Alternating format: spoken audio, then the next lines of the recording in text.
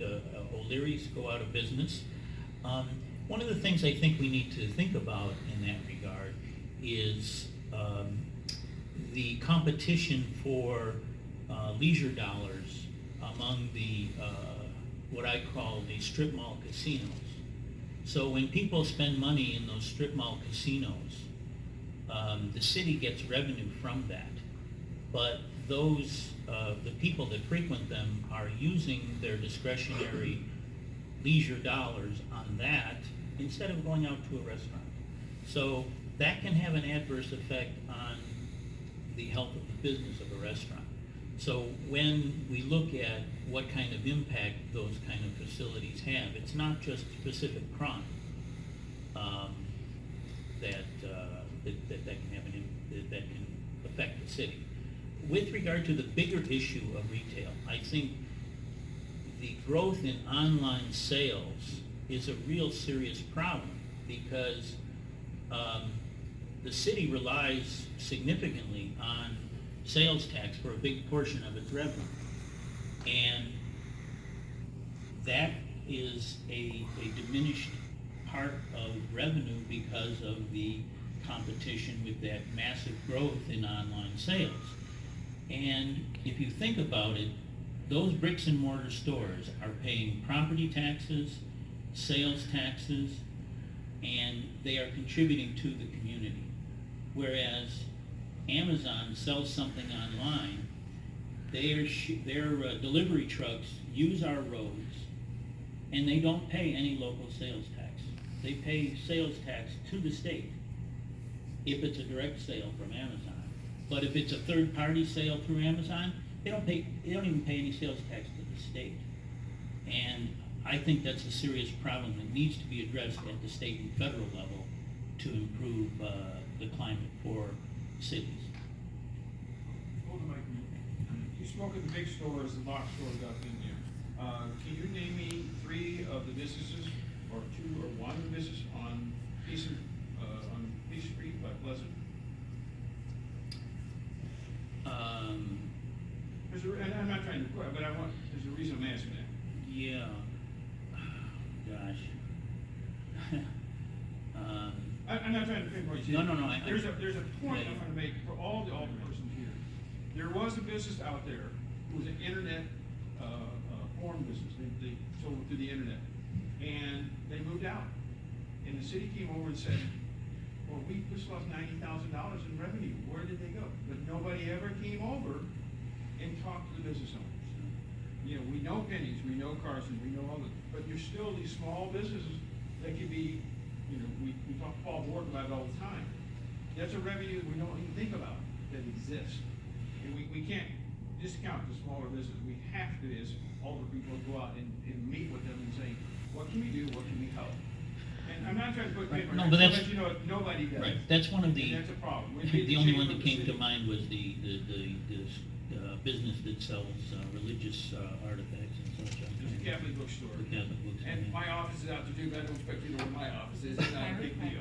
All right, but let's have Tracy. You know what You want to put 3 in there? 4?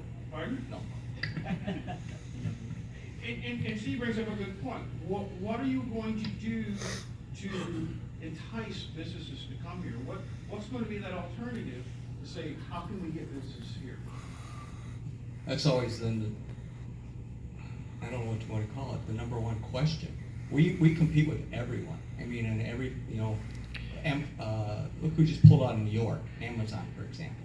You know, why, and I don't even think, maybe anybody can answer, was Amazon, when New York even in the running? I mean, there's always a misconception where they even involved or they just up front with it. I don't know, do you offer them subsidies? What good is that? I mean, we all know where that goes. We've offered subsidies before to keep business in there, but has it really worked out for us? So I don't know, you have to market it. You have to market DeKalb. You have to market what is important to DeKalb.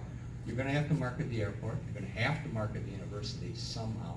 And you also have to market the tollway and access to the tollway.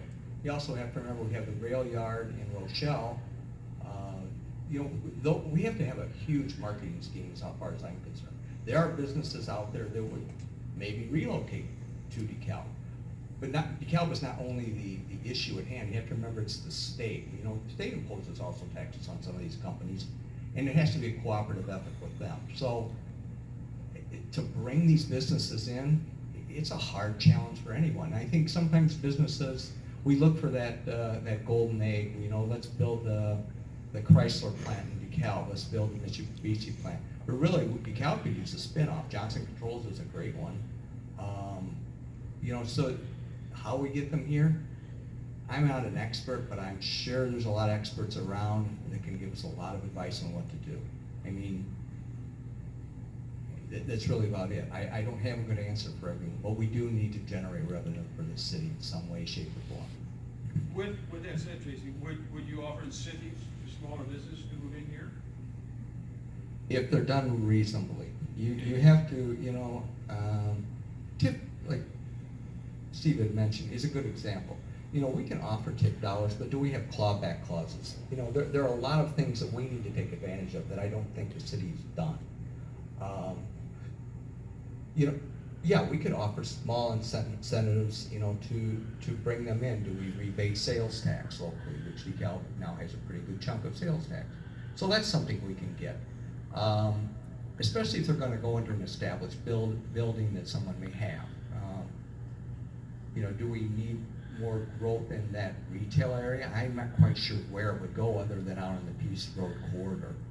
There are quite a few empty buildings, you know, and I don't know who or what business demographics would currently fit in DeKalb as we lose students, because a lot of our restaurants are gained towards, you know, events at the university, you know, students that are going to go out and spend the dollars. So, yeah, I think I would offer something.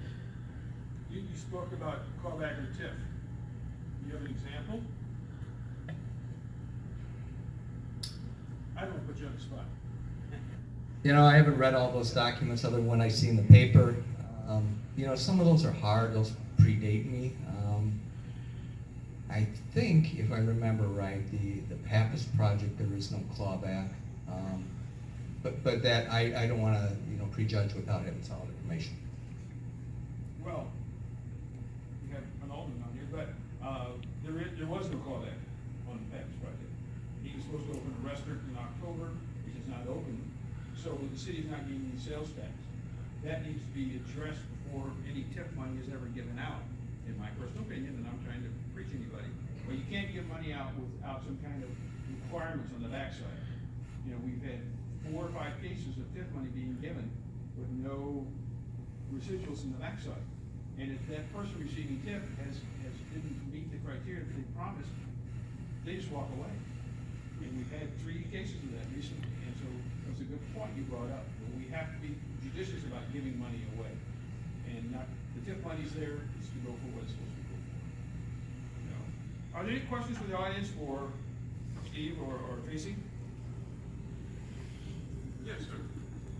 Well, I'm gonna wind up concentrating a lot on infrastructure questions, because I live in the 3rd Ward, and experience the joys of driving through the 3rd Ward very often on Route 23. And a lot of these little side roads off of Route 23, including DeKalb on Fisk and a few other neighborhoods. How can we get good streets, good sidewalks, and what programs would you, if you are elected, advocate to try to bring those infrastructure pieces up to date and up to a standard of usability? Are you asking one particular or both of them? I'm asking both. Okay, Steve, go ahead. Well, the city struggled with the idea of, or the effort to create a dedicated source of revenue for street construction, for reconstruction and paving of streets, which is a maintenance issue over many, many decades. And if you let it go too long, the costs go really quite high if the street deteriorates too much. And there was a proposal made to use the savings from the lower bid on the garbage contract to dedicate that, those funds for that kind of infrastructure. And the city did agree to do it in part. I think they should have dedicated the full amount. But the city needs to continue to look for a source of revenue for that. And they can't get it through property taxes because people's property taxes are already out of sight. So it's not, there's no easy answer for it. But I think that whatever revenue we have from motor fuel tax for the street reconstructions and sidewalks and alleys and such, we need to make sure that it is spent in a way that is focused on what the needs are for those streets and not doing favors for any particular neighborhood.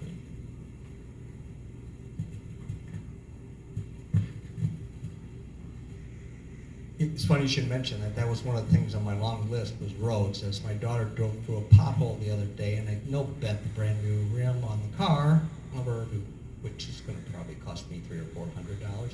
I don't know. I don't have a good answer for that one. You know, I've thought about that over and over again. We don't want to raise taxes. You know, where do we pull the funds? And these are not small dollars. I mean, you are talking major dollars to repair roads and sidewalks. Sidewalks not so bad. Roads are a different story. I live on 7th Street. You know, the bus traffic and some of the semi-traffic has killed the road. Normal Road, up in First Ward, I'm going to give them a little, I don't want to call it credit. Normal Road between Ridge and Greenbrier Hillcrest is like rumble strips, wobbly road. So we have several roads that are past easy repairs and easy fixes, which means large, like you said, very large dollars. I do not know where the city is going to get the revenue to support the major infrastructure change.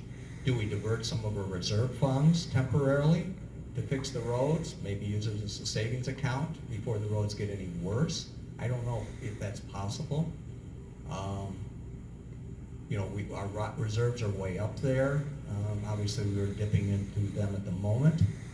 But do we dip into a little bit with a promise or resource to pay them back? Knowing that we've improved the roads, we may draw more people into our town. I mean, it's a catch-22. You know, I'm not going to sit here and tell you I have a perfect answer. I don't. People that know me, I'm going to tell you like it is. I'm be honest with you. I don't know. I mean, we have to find something. But there are people out there. You know, we can rely on each other, rely on our, you know, the experts in the field, you know, to give us input on how we can come up with these sources of revenue. You know, we don't want to tap sales tax anymore, so do we let the roads go, you know, down the wayside? I don't think so. Well, can I follow up on that? One of the things that I've tried to get the city to do is to help with the actual labor. If I were to buy all the material required to knock out the difficult blocks in the sidewalk in front of my house and have the city come by and work for me and just do that, and it's a house that looks better all of a sudden because the sidewalk is level instead of being cracked and broken and unable to drain water the way that it ought to. Would you support a proposal that allowed the some of the employees of the city to support individual homeowner projects if they can be treated as an improvement that's visible on the infrastructure itself? I'm going through my mind with several hiccups in your proposal. I think, you know, you would look at labor issues with union contracts. You know, who would make the decision on what property gets to have the attention? You know, can we legally do it? I guess there's a lot of questions, you know, I would need answers to, I think, before we could make a, you know, is it a good proposal? Yeah, but I would want to make sure that what we're doing or asking, you know, city staff to do is one, do they have time? That's a big one. Do they have time to do it? Are they capable? Oh yeah, I know those guys are very capable. I mean, if they can fix a water main in 30 degrees below zero, I know they can fix a sidewalk. So I don't know. I mean, I think nothing's off the table for proposals as long as we you know, there's no legal issues. You know, we don't run into those hurdles that we're going to get caught with. So. There would be a legal issue. Maintenance would have to be a legal issue, and continuity and consistency, and all the same kind of concrete and all the things that would create needed from the existing sidewalk. Well, the city, when I was alderman, the city had a program that split the cost where they would, the city would put up half the cost of replacing portions of people's public sidewalk. So it was an incentive, they incentivized people to do that. I don't know if that program still exists, but that's something that they had at one time. These kind of things can contribute to improvements in the neighborhood if the city puts a program like that in place. So you would agree to that type of proposal?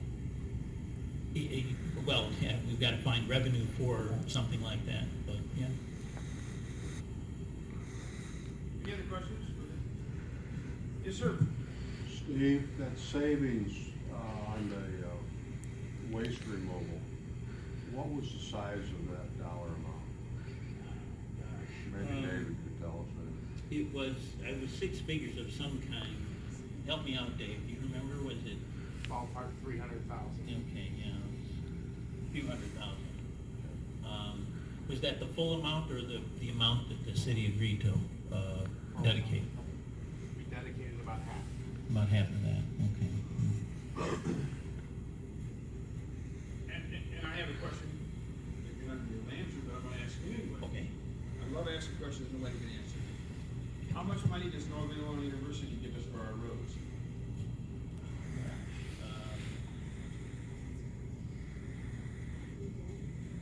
How about zero? Yeah, I'm trying to think if there was some indirect way that happens. And yet, they're one of the biggest users of our roads, and yet, we get no money from them. Well, and then also too, they're not property taxpayers as well. Well, that's another story. But could you imagine what $100 per student for our road fee would do for 14,000 students? But- It's a lot of roads real quick, and they are one of the primary users, especially in that first and first quarter. Well, you mentioned about the university. One of the things that came to mind was one reason the city or the university is going after online students is because the cost of higher education has become so exorbitant that people are looking for ways to save money. And that gives them the ability to save money if they don't have to spend the money coming here. Now, that affects our economy, as you say. You know, I think that the funding of education needs to be a bigger priority at the state and federal level as well. All right, there's no further questions? Oh, I'm sorry. Yes, sir. I have a quick question. The election pertained to all of the candidates. Do you realize how long period of time, let's say during the course of a week, it will take to devote to being an alderman? Do you have? That's a good question. Why don't we hold that to the very end? Yeah, that might be something that everybody could. Because we, you know, this is one of the things that I'm going to ask too. You are, okay, remind me. Naturally, it's pretty good. We're going to move over to the fifth ward, and 3 minutes to tell us a little bit about who you are, and we'll go over the questions. Hello, everyone. My name is Scott McAdams. I've been a resident of the state of Illinois my entire life. I grew up in a political family. My father was a alderman and city clerk, and also a member of the Cook County Police Department.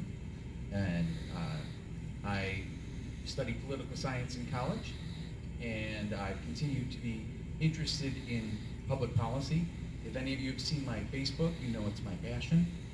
I owned a business. I was a debt collector and owned a collection agency, and I'm a special needs father. This city faces a lot of challenges, and I like to face challenges. So I stepped up to run because I thought that I could bring a fresh perspective to some of our problems. I think the three biggest problems we face are the budget, crime, and economic development, and then part of that is infrastructure. And so those are the three things that I want to focus on in my campaign. And I'm looking forward to your questions and cannot wait to hear what you have to say.